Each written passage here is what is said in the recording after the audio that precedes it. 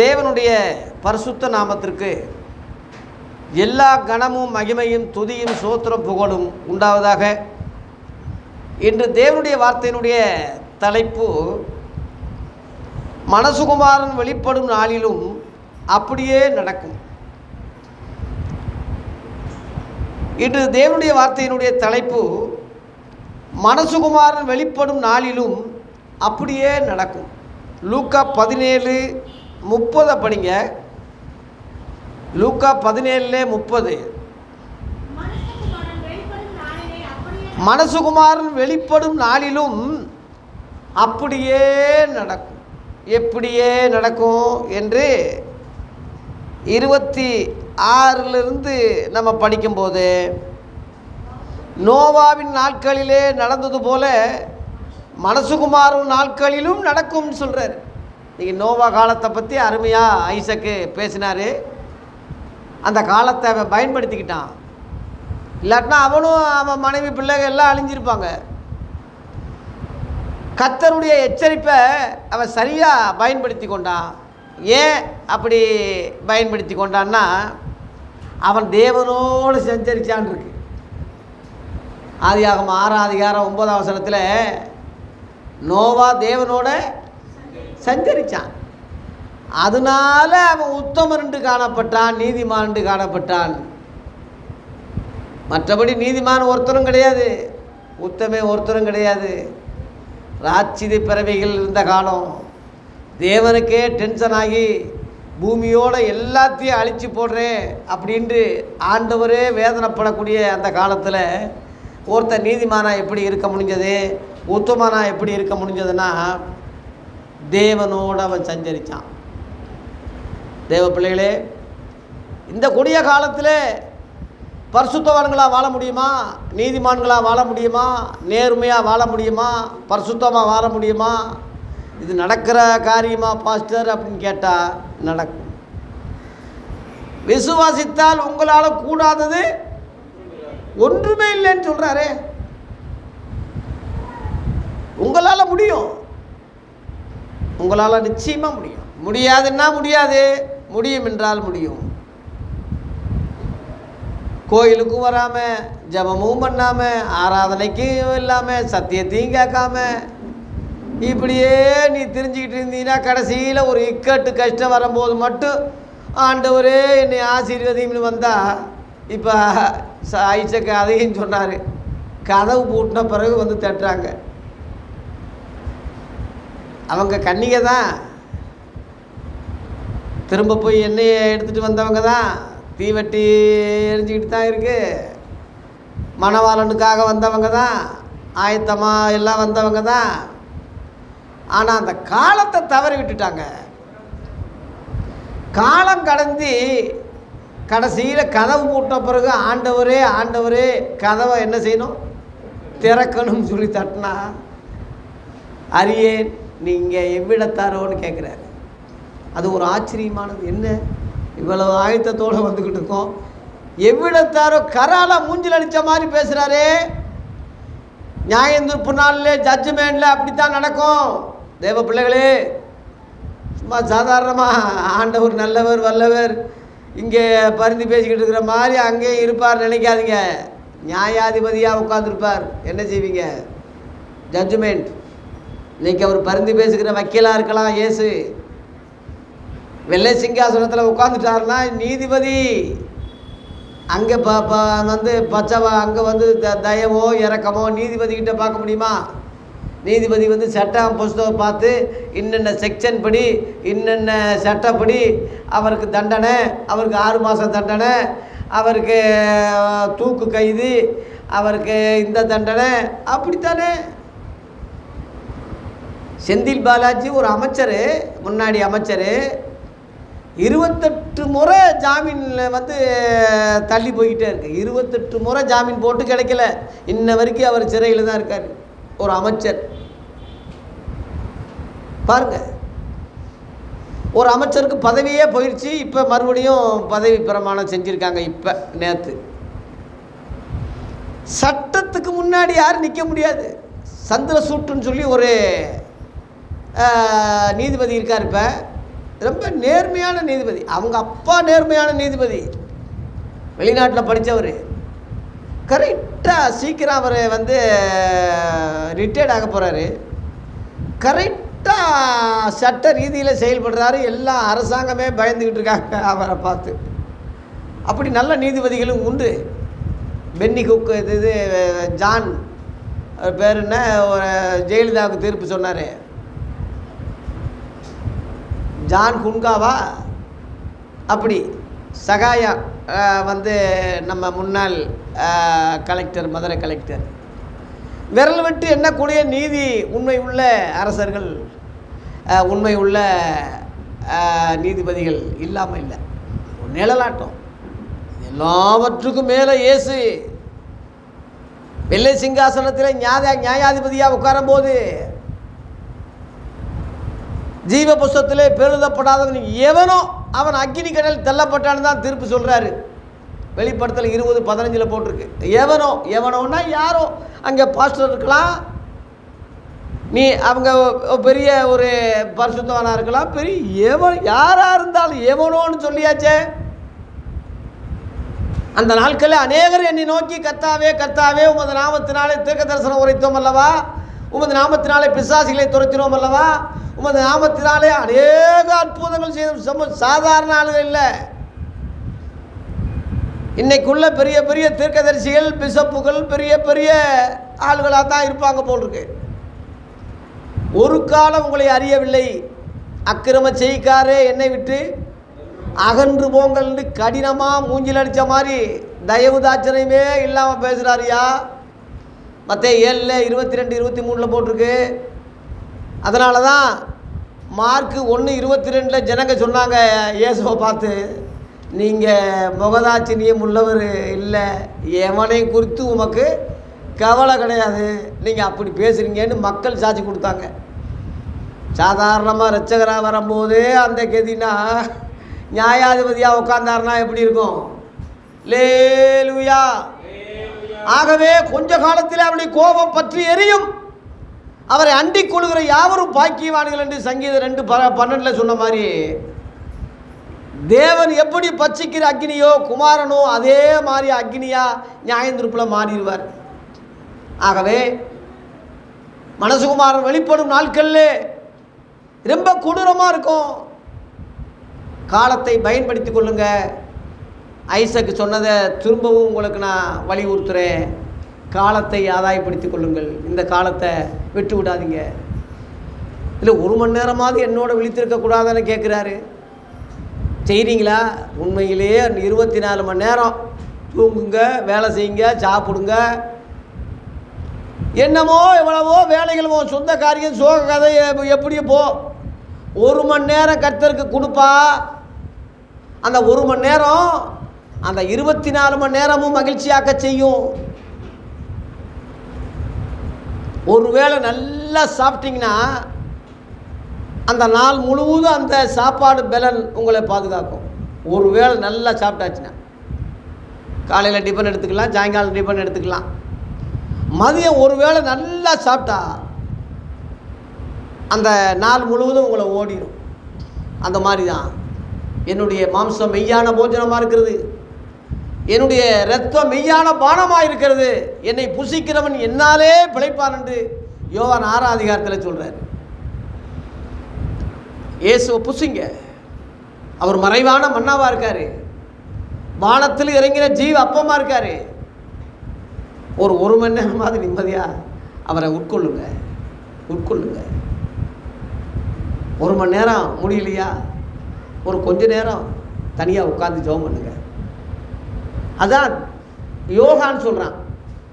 இந்துக்கள் உலகத்தான் யோகா அப்படின்னு சொல்லி தனியாக தியானம் பண்ணி கண்ணை மூடிக்கிட்டு அப்படியே உட்காந்தான்னா அப்படியே அவனுடைய அந்த பழைய காரியங்கள்லாம் அப்படியே அமைதியாகி அப்படியே டென்ஷன்லாம் குறைஞ்சி அது யோகான்னு சொல்கிறான். ஆண்டவர் அதை ஜெபம்னு அன்னைக்கே 2000 வருஷத்துக்கு முன்னாடி யோகா கற்றுக் கொடுத்தவர் இயேசு. நீங்கள் 1 மணி நேரமாவது என்னோட கூட விழித்திருக்கக்கூடாதா? நீங்கள் சோதனைக்கு உட்படாதபடி விழித்திருந்து ஜெபம் பண்ணுங்க. அந்த தனித்து இயேசு தேவனோடு இருந்தாருன்னு இருக்கு. லூக்கா 5:12 இருக்குது. தனியாக இருந்தாருன்னு இருக்கு. அதுதான் யோகான்னு சொல்கிறது. தனித்து நின்று உங்களுக்கு பழக்கம் இருக்கா? கூட்டத்தோடு ஜெபிச்சா தான் உங்களுக்கு பழக்கம். தனித்து நின்று ஜெபிச்சு பாருங்களேன். ஒரு அரை மணி நேரம் தனியாக ரூமில் போய் உட்காருங்களேன். யாருக்கிட்டையும் பேச வேணாம். அப்படியே கண்ணை மூடி ஸ்தோத்திரம் பண்ணிக்கிட்டு தியானம் பண்ணி இருங்க. கர்த்தர் அதில் வசனங்களை ஞாபகப்படுத்துவார், டென்ஷனை குறைப்பார். யார் யார் உங்களுக்கு தீமை செய்கிறாங்க அங்கே காட்டுவார். யார்கிட்ட ஏமாற போகிறீங்க காட்டுவார், சுதாரிச்சுக்கிருவீங்க. ரகசியம், அவ்வளோ ரகசியம் இருக்குயா. தவறு நம்ம கையில் இருக்கு. வாரத்தில் ஒரு நாள் தப்பி தவறி வந்தால் முடிஞ்சிடுமா? அனுதினமும் சாப்பிட வேணாமா? கல்யாணத்தில் நல்ல சாப்பாடு சாப்பிட்டேன்னா நிதந்தோறும் சாப்பிடணும்ல. ஆகவே அனுதினமும் கர்த்தரை தேடு, அனுதினமும் கர்த்தரை தேடு. சபை இப்போ எதுக்கு இருக்குன்னா இதை சொல்லி கொடுக்கறதுக்கு தான் சபை இருக்குது. இதை சொல்லி கொடுக்கறதுக்கு தான் சபை இருக்குது.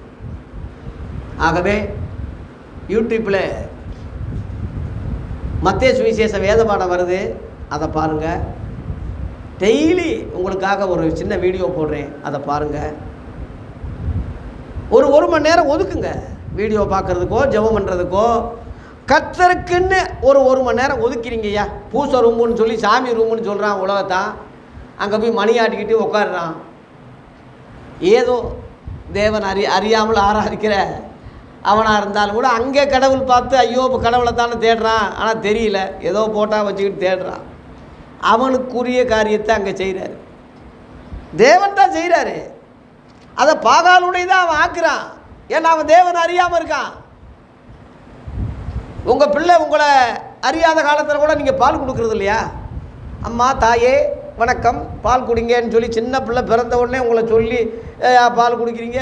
ஒன்றுமே தெரியாது உங்களை பால் குடிக்கிறீங்கள, ஏன்னா உங்கள் பிள்ளை அது.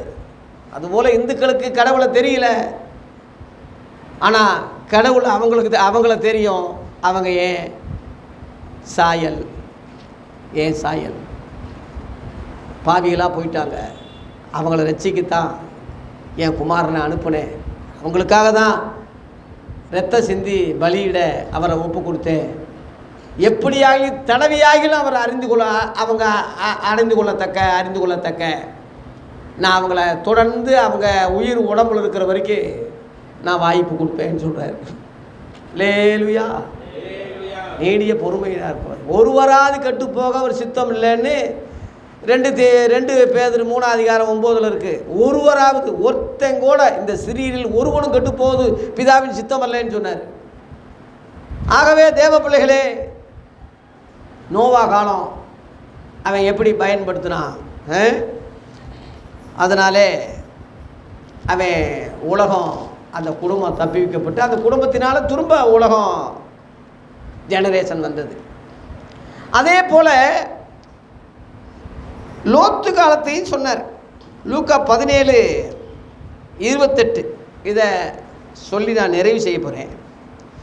லோத்தினுடைய நாட்களிலே நடந்தது போலவும் நடக்கும். லோத்தின் காலத்தில் எப்படி நடந்தது? ஆதியாகமம் 19ஆம் அதிகாரத்தில் பார்த்தீங்கன்னா அது தெரியும் உங்களுக்கு எப்படி நடந்ததுன்னு. அந்த நாட்களை அவன் பயன்படுத்தி கொள்ள, அந்த பொல்லாத நாட்களில் கர்த்தர் சொல்கிறத பயன்படுத்தலையா? அவன் லோத்து பயன்படுத்தலை. நோவா பயன்படுத்திக்கிட்டான், லோத்து பயன்படுத்தலை.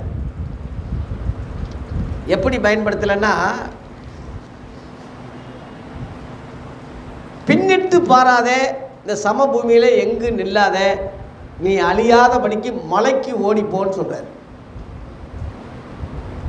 ஆதியாகமம் 19 கர்த்தர் அவங்கள கையை பிடிச்சி இழுத்து விடுறாரு.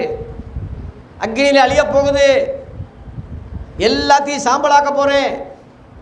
வேசித்தனம், விபச்சாரம், ஓரின சேர்க்கை, ஆணோடு ஆண் விபச்சாரம் பரலோகத்தை எட்டியிருக்கு.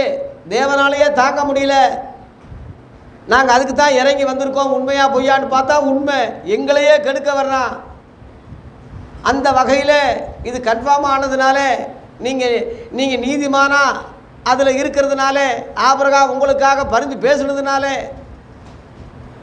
நீதிமானோட துன்மார்க்கரோட நீதிமானையும் அழிப்பது எங்களுக்கு தூரமானது. ஆகவே உங்களை விடுவிக்கத்தான் வந்திருக்கோம். நீ அழியாதபடிக்கு மலைக்கு ஓடிப்போன்னு சொல்லும்போது அவன் என்ன சொன்னான்? கீழ்ப்படிஞ்சானா? அதுக்கு அவன் என்ன சொன்னான்னு சொல்லி தெரியுமா உங்களுக்கு? இந்த படிங்க, அந்த வசனத்தை படிங்க, என்ன சொன்னான்னு பாருங்கள். ஏன் லோத்து குடும்பம் இப்படி கேவலமாக போச்சு? ஏன் அவன் மகளாலேயே 2 பொம்பளைகளே அவனே 2 மகளை அவனே கெடுத்து ஏன் கேவலமானா? மனைவியே உப்பு தூணானா? காரணம் என்ன? ஆதியாகமம் 19:17-18 படிங்க. அவர்களை வெளியே கொண்டு போய் விட்ட பின்பு அவர், உன் ஜீவன் தப்ப ஓடிப்போ, பின்னிட்டு பாராதே, இந்த சமபூமியில் எங்கு நிற்காத, நீ அழியாதபடிக்கு எங்க போ? மலைக்கு ஓடிப்போ. அதற்கு லோத்து, எப்படி? கர்த்தருக்கே யோசனை சொல்கிறான். அப்படி அல்ல ஆண்டவரே. எப்படி எப்படி யாராவது இப்படி சொல்லுவானா ஐயா? அப்படி அல்ல ஆண்டவர். ஆண்டவருக்கு விளக்கம் கொடுக்குறான். இன்றைக்கி ஜெபம் பண்ணும்போது அநேகரும் ஆண்டவரே அப்படி செய்யுங்கள், இப்படி செய்யுங்கள், இப்படியெல்லாம் செய்யுங்கள், தேவ சித்த என்னன்னு அறிஞ்சிக்கிட்டு ஜெபம் பண்ணா இல்லை. அதெல்லாம் இவன் சொல்கிறான். கர்த்தாவே உனக்கு கட்டளை விடுகிறேன், ஆண்டவருக்கு கட்டளை விடுறான். இவன் சொல்லி கொடுத்தான்னு தெரியல. ஆண்டவருக்கே புத்தி சொல்கிறான், அவருக்கே விளக்கம் கொடுக்குறான். இவன் சொல்கிறான் பாரு, அப்படி அல்ல ஆண்டவரே. அப்போ எப்படி? ஆ ஆ ஆ ஆ ஆ ஆ ஆ அப்போ செத்து போகிறதுக்கு தான் போக சொல்கிறாரா? தீங்கு தொடர்றதுக்கு தான் போக சொல்கிறாரா? நல்லா யோசனை பண்ணுங்க. இவனுடைய வார்த்தையின்படி நான் தீங்கு தொடரும், நான் செத்து போவேன்னா, செத்து போக கர்த்தர் அங்கே போக சொன்னாரா? அதான அர்த்தம். செத்து போகத்தான் நீங்கள் போக சொல்கிறீங்க. தீங்கு அங்கே இருக்குது, அதுக்கு தான் போக சொல்கிறீங்க. மறைமுகமாக ஆண்டவரை குற்றம் சாட்டுறான். அப்படி கண்களில் கிருபை கிடைச்சதுன்னு வேற சொல்கிறான். எப்படி மெண்டல் பிடிச்சவனாவே? ஆண்டவரை புகழ்றான், ஆனால் ஆண்டவரை வைக்கிறான். இப்படித்தானே சிலர் அநேகர் ஆண்டவரே லேலுயா நல்லவரே வல்லவரேன்னு சொல்லிட்டு அவர் கீழ்ப்படுகிறதே இல்லை, அவர் சொல்கிறது கேட்குறதே இல்லை. இவன் செய்கிறதெல்லாம் தாறுமாறு, எல்லாம் அக்கிரம அநியாயம். ஆண்டவர்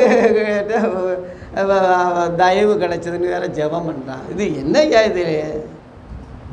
தயவு செய்து இந்த லோத்து பேச்சை கொஞ்சம் நினச்சி பாருங்க. அப்புறம் என்ன சொல்கிறான்? அதோ அந்த ஊர் இருக்கிறது, அதற்கு நான் ஓடி போகத்தக்கது. அது கிட்ட இருக்குது, சின்னதுமாக இருக்குது. அப்போ என் பிராண நான் பிழைக்கிறதுக்கு அங்கே நான் ஓடி போகட்டும், அது சின்ன ஊர் தானே. அப்போ ஆண்டவர் மலைக்கு ஓடிப்போன்னு சொல்லும் போது இவன் பக்கத்தில் உள்ளதை பார்க்குறான்,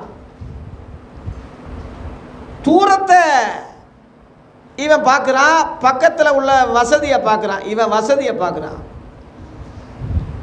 சாலமோன் ஐயாவும் டாக்டர் சிவாவும் வசதியை பார்த்தா இவ்வளோ தூரம் வருவாங்களா? சின்னதுமாக இருக்குது, பக்கத்தில் தான் இருக்குது. இப்போ டாக்டர் சிவா அவங்க வீட்டுக்கு பக்கத்தில் அப்படி வந்த உடனே அங்கிட்டு சிபிஎம் சர்ச் இருக்குது, பெரிய சர்ச்சு. அங்கே போக தெரியாதா? சாலமோன் ஐயாவுக்கு பக்கத்தில் எதுக்கவே ஒரு பெரிய கோயில் இருக்குது, ஆவிக்குரிய சபை இருக்குது. கொஞ்சம் பக்கத்தில் பெரிய சிஎஸ்ஐ இருக்குது. அவர் எத்தனை கோயிலை தாண்டி வர்றாரு தெரியுமா? மலைக்கு ஓடிப்போ. மலை இது மலையா? கர்த்தர் அவருக்கு காமிச்சிருக்காரு. மலைக்கு ஓடிப்போ. தூரம்தான், கஷ்டம்தான், சேஃப்டியை தான் அங்கே ஓடிப்போன்னு சொல்கிறாரு. ஏன்னா அக்கினி வரும்போது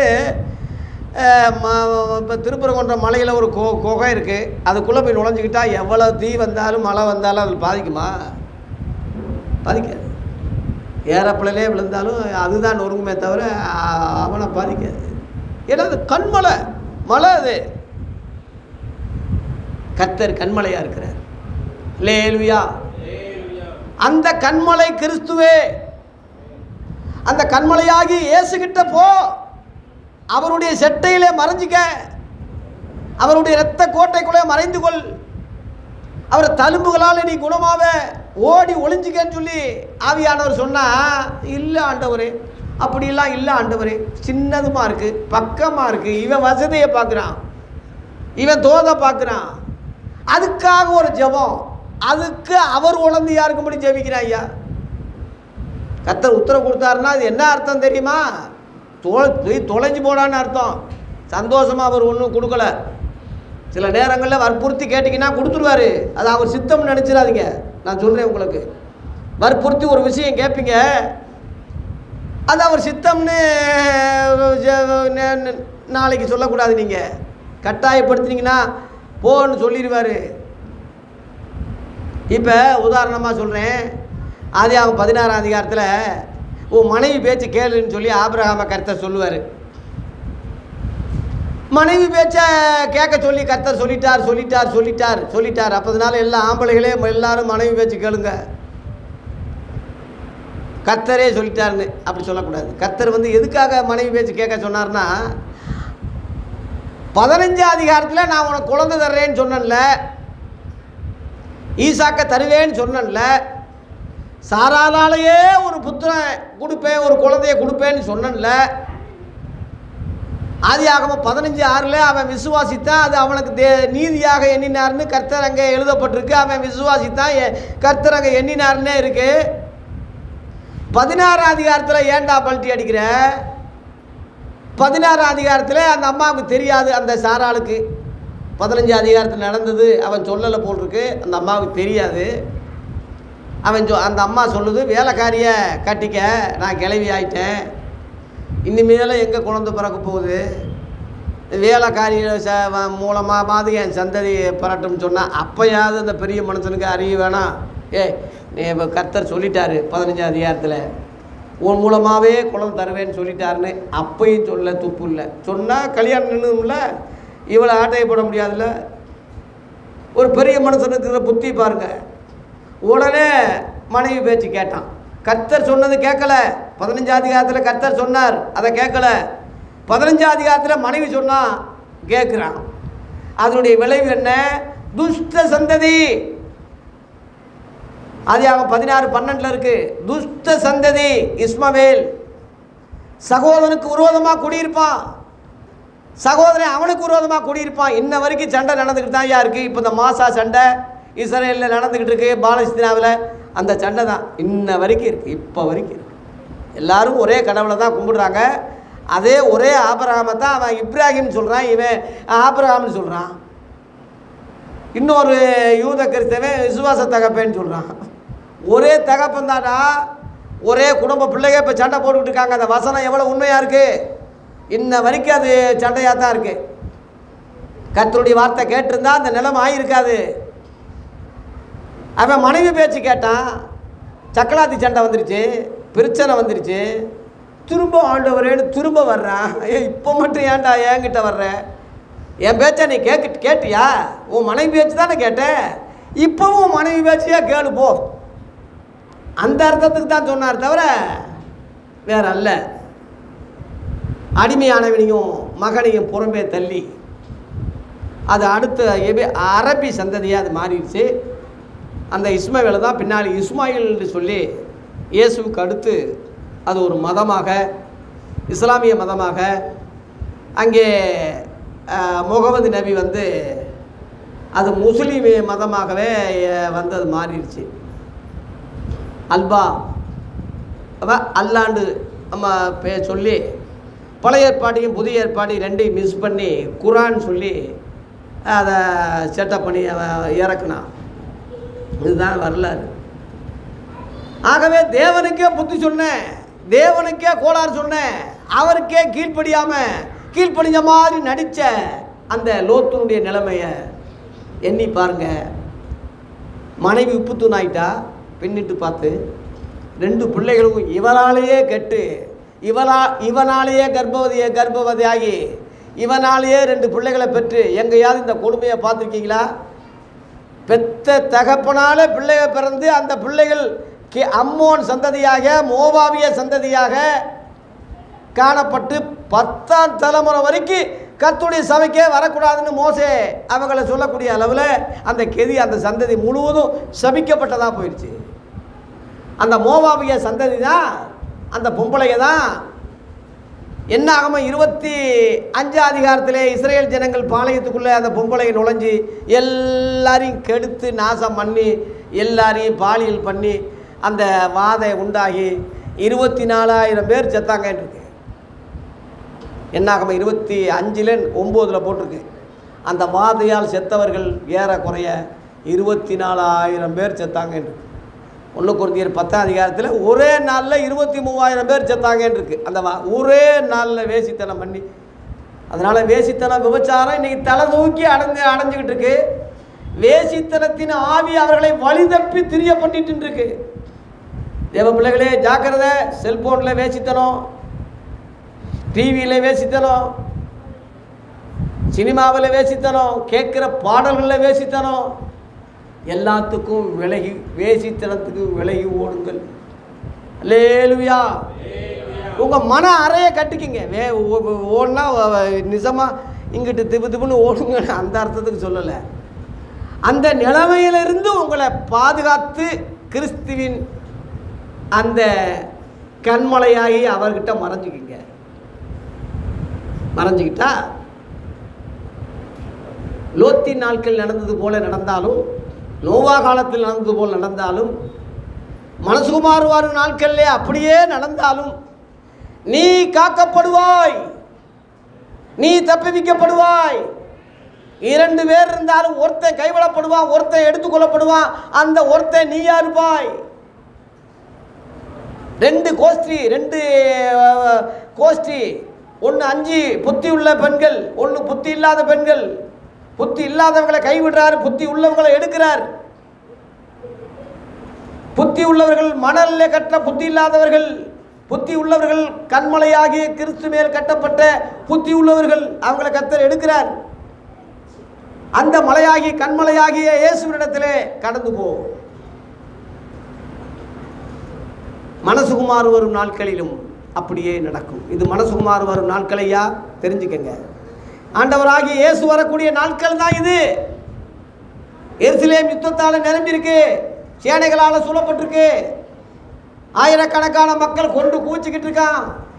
ஐநா சபையிலிருந்து அந்தி கிறிஸ்து வரப்போகிறான், சமாதான தூதுவனாக ஆக போகிறான், அங்கே சமாதானம் பண்ண போகிறான், தேவாலயம் இல்லாமல் இருக்கு கட்ட போகிறான், அந்த ஆலயத்தில் தேவனை போல உட்கார போகிறான், 666 முத்திரையை உலகம் முழுவதும் செய்ய போகிறான். ஜிப்பு வைக்க ஆரம்பிச்சிட்டாங்க. இப்போ கம்ப்யூட்டர் மனிதர்கள் இறக்கிட்டாங்க, எலிமினேட்டி குறிப்புகள் இப்போ ஆரம்பித்தாச்சு. அந்தி கிறிஸ்துடைய ஆவி உலகம் முழுவதும் இருக்குது. கள்ளத்திற்கதரிசிகள் உலகம் முழுவதும் எழுப்பிட்டார்கள். சபையை பாலடிக்கிற அரசியல்வாதிகள் இன்றைக்கி நிறையா கிறிஸ்தவ பேரால நுழைஞ்சிட்டான். இப்படி ஏகப்பட்ட இந்த காலங்களில் ஆண்டவராகி இயேசு கிறிஸ்து தம்முடைய சபையை எடுக்க போகிறார். இந்த தீங்குக்கு காப்பாற்ற போகிறாரு. அந்த காப்பாற்றுகிற அந்த இடத்துல நீ காணப்பட ஜாக்கிரதையாயிரு. அல்லேலூயா. லூக்கா 21 நான் முடிக்கிறேன். லூக்கா 21 அதிகாரத்தில் 35 36 படிங்க. 35 36 இல்லை 34 படிங்க. உங்கள் இருதயங்கள் பெருந்திண்டி, நல்லா பிரியாணி அடி, நல்லா கோழிக்கறி, நல்லா மட்டன் எடு, நல்லா பன்னிக்கறி அடி, நல்லா நல்லா பீப்படி, இப்படி அதான் அங்கே போட்டிருக்கு. பெருந்திண்டி, திண்டி வேற பெருந்திண்டி வேற. நல்லா திங்கிறது தான் வாழ்க்கை. பெருந்திண்டினாலும் வெறி, மதுவான வெறி, போத வெறி, ஜாதி வெறி, பண வெறி, எல்லாத்துக்கும் வெறி. அந்த பண வெறியினாலும் லௌகீகன்னா உலக கவலை. எப்படிடா வீடு கட்ட போகிறோம், எப்படி குழந்தை பிறக்க போகிறோம், எப்படி இந்த இடம் வாங்க போகிறோம், எப்படி இந்த இடத்த பாதுகாக்க போகிறோம், லௌகிக கவலை. தயவு செய்து ஒரு கிறிஸ்தவனுக்கு லௌகிக உலக கவலை வரக்கூடாது. உங்கள் இருதய பாரடையும், பாரப்படும். நீங்கள் அழிஞ்சு தான் போவீங்க. தயவு செய்து உலகத்தில் கவலைப்படாதீங்க. உலகத்தில் ஒன்றும் கொண்டு வந்ததும் இல்லை, கொண்டு போக போகிறதில்ல. நிர்வாணமாக வந்தோம், நிர்வாணமாக தான் போக போகிறோம். முட்டாளே, இன்னைக்கு ஒரு ராத்திரி ஒரு ஆத்மா போனால் நீ சேகரித்தில் யார் உடையதாகும்?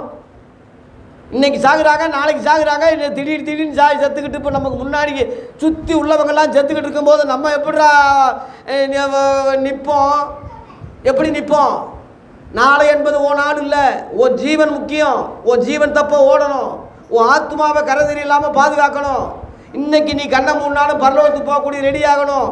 இதுதான் அறிவாளித்தனம். அதனால பெரும் திண்டி லவுக கவலையில் உன் இருதயம் என்னாகும்? பாரமடையாத படிக்கும். உங்களுக்கே தெரியாத நேரத்திலே அந்த நாள் உங்கள் மேல் வராதபடிக்கு ஆண்டவர் எச்சரிக்கிறார். உங்களுக்கே தெரியாது, திடீர்னு வரும். எச்சரிப்பு.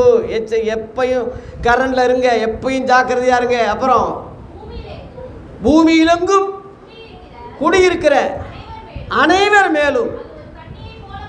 அது எப்படி வரும்? கண்ணி தெரியுமா? குருவிக்கு கண்ணி தெரியாது, டக்குன்னு மாட்டிக்கிறோம். அது மாதிரி உலகம் முழுவதும் கண்ணி வச்சாச்சு, எல்லாம் மாட்டுவாங்க. ஆனால் நீ மாட்ட மாட்டேன். உங்கள் 36 பாருங்க. ஆகையால் இனி சம்பவிக்க போகிற இவைகளுக்கெல்லாம் அங்கே ஒரு புள்ளி வச்சிருக்கு பார்த்தீங்களா? தப்பி அங்கே ஒரு புள்ளி வச்சிருக்கு பார்த்தீங்களா? அதுதான் பாயிண்ட். தப்பி நீங்கள் இதுக்கெல்லாம் தப்பி என்ன செய்யணும்? இயேசு கிறிஸ்துக்கு முன்பாக, மனசுகுமாரனுக்கு முன்பாக நிற்க பாத்திரவான்களாக, தகுதி உள்ளவளாக எண்ணப்படுவதற்கு எப்பொழுதும் ஜெபம் பண்ணி எப்படி இருங்க? விழித்திருங்க. தூங்காமல் இருங்கன்னு அந்த அர்த்தம் இல்லை. விழித்திருங்கன்னா எச்சரிப்பு, எப்பயும் ஜாக்கிரதையாக இருங்கன்னு அர்த்தம். எப்பயுமே மனக்கண்கள் தூங்கக்கூடாது. இந்த கண்ணு தூங்கலாம், இங்கே 2 கண் இருக்குது, இங்கே இந்த கண்ணு தூங்கக்கூடாது. எப்பயும் விழித்து கரண்டில் இருக்கணும். லேலுயா. இயேசுவே சொன்னார்யா, ஆண்டவராகிய இயேசுவே சொன்னார். ஆகவே நோவா காலத்தில் நடந்தது போல மனசுகுமார் ஒரு காலத்தில் நடக்கும். லோத்தின் காலத்தில் நடந்தது போலவும் நடக்கும். மனசுகுமார வெளிப்படி நாளிலும் அப்படியே நடக்கும். நோவா பேழைக்குள்ளே தப்பிச்சது போல நீயும் உன் மனைவி பிள்ளைகள் குடும்பம் பேழைக்குள்ளே தப்பிங்க. பேழை என்பது தான் சபை. பேழை என்பதாய சபை. சபை கூடுதலை சிலர் விட்டு விடுகிறது போல நீங்களும் விட்டு விடாதீங்க. இன்னைக்கு ஹென்றி நேற்று நைட்டு ஃபோன் பண்ணி சபைக்கு வாப்பா வந்துருப்பான்னு பேசினேன். சரின்னு சொன்னார். அடுத்து இன்னொரு செய்தி, ஒரு சொந்தக்காரங்க இறந்துட்டாங்கன்னு ஒரு கேள்விப்பட்டேன். ஒரு வேளை வரமாட்டார் போல் இருக்குன்னு நினச்சேன். வந்துட்டார். அது இருக்கட்டும், ஆனால் கர்த்தருக்கு முதலிடம் கொடுப்போம். அந்த நிலைமையிலும் அதான் இந்த சாக்கை பயன்படுத்தி பாஸ்டர் வர முடியலன்னா நான் சரி, சொந்தக்காரங்க ரொம்ப நெருங்கின சொந்தக்காரங்க இறந்துட்டாங்க, சமாளிக்கலாம். ஆனால் குடும்பத்தோடு வந்திருக்காரு. அது மாதிரி ஹென்றி மட்டும் இல்லை, நம்ம பிரேமும் அப்படித்தான். வாய்ப்பு கிடைக்கும் போது பிள்ளைகளோட குடும்பத்தோடு வந்துடுவார். இப்போ இருந்தே பிள்ளைகளை நான் பழக்கணும் பாஸ்டர்னு சொல்கிறாரு. இன்றைக்கி ஜஸ்டின் வந்திருக்கிறது ரொம்ப மகிழ்ச்சி. ஒரு சகோதரர் தர கூட கூட்டிகிட்டு வந்திருக்காரு. இன்றைக்கி இந்த வராட்டினா இந்த செய்தி கிடைக்காது அவருக்கு. அதனால் தூரத்தை பார்க்காதீங்க, கிட்டத்தில் தான் இருக்குது, பக்கத்தில் இருக்குன்னு பார்க்காதீங்க. தூரத்தை பார்க்காதீங்க, செய்தியை பாருங்கள், வசனத்தை பாருங்கள், கண்மலையை பாருங்கள், கிறிஸ்துவை பாருங்கள், சத்தியத்தை பாருங்கள். இவைகளுக்கெல்லாம் தப்பி இயேசுவுக்கு முன்னாடி நிற்க எப்பொழுதும் ஜெபம் பண்ணி விழித்து எப்பொழுதுமே ஜெபிக்க. ஜெபத்தில் தயவு செய்து உறுதியாக இருங்க. ஜெபம் அநேகருக்கு குறையாக இருக்குது. என் ஆவியில் உணர்றேன். ஜெபத்தில் ரொம்ப குறைவாக இருக்கீங்க. கர்த்தர் எனக்கு உணர்த்துறாரு. தயவு செய்து ஒரு 1/4 மணி நேரமாவது ஜெபிங்க. ஒரு 20 தனியாக உட்காந்து ஜெபம் பண்ணுங்க. தனியாக உட்காருங்க. 24 மணி நேரத்தில் ஒரு 1/4 மணி நேரம் 20 நிமிஷம் தனியாக உட்காந்து உங்கள் நலனுக்கு சொல்கிறேன். தயவு செய்து சொல்கிறேன். என் ஆவியில் ஆண்டவர் வெளிப்படுத்துகிறாரு. ஜெபத்தில் ரொம்ப குறைவாக இருக்கீங்க.